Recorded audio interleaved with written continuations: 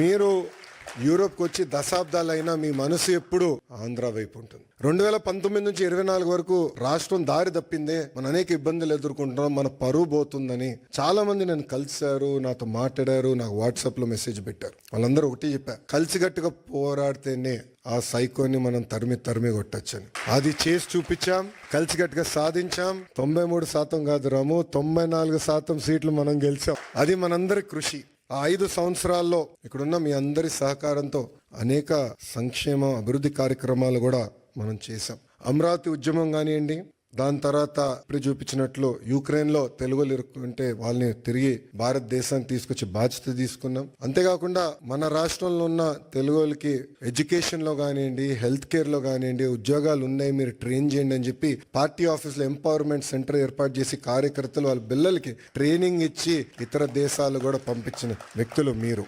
అందుకే నేను హెచ్ఆర్డి అదేవిధంగా స్కిల్ డెవలప్మెంట్ మంత్రి అయిన తర్వాత ఒక ఆర్గనైజేషన్ ఉందని కూడా నాకు తెలియదు వాస్తవంగా. ఆ ఆర్గనైజేషన్ పేరు OMCAP, overseas man power corporation of Andhra Pradesh.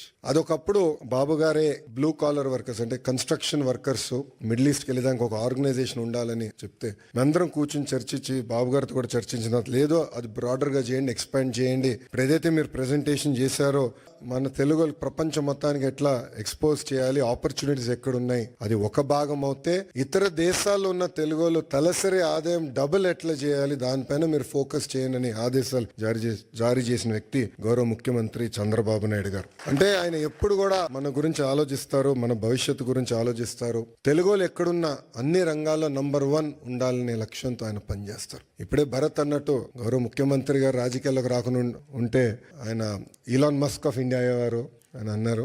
Chandrababu Naidu గారితో పనిచేస్తాం తేలికని పని కాదు. మేమందరం నవ్వుకుంటాం, అంటే ఆఫీసర్స్ మేము రాజకీయ నాయకులు అందరూ కూర్చొని మాట్లాడుతుంటే సూర్యుడి దగ్గర నుంచి ఆప్టిమల్ డిస్టెన్స్ లో ఉండాలండి. సూర్యుడి దగ్గరికి వెళ్తే మాడి మస్ అయిపోతాం, సూర్యుడి దగ్గర దూరంగా ఉంటే చల్లగా ఉంటుంది. అంత ఎనర్జీ ఉన్న వ్యక్తి చంద్రబాబు నాయుడు గారు. అంటే అహర్నిశలు పనిచేయాలి, సమాజానికి సేవ చేయాలి.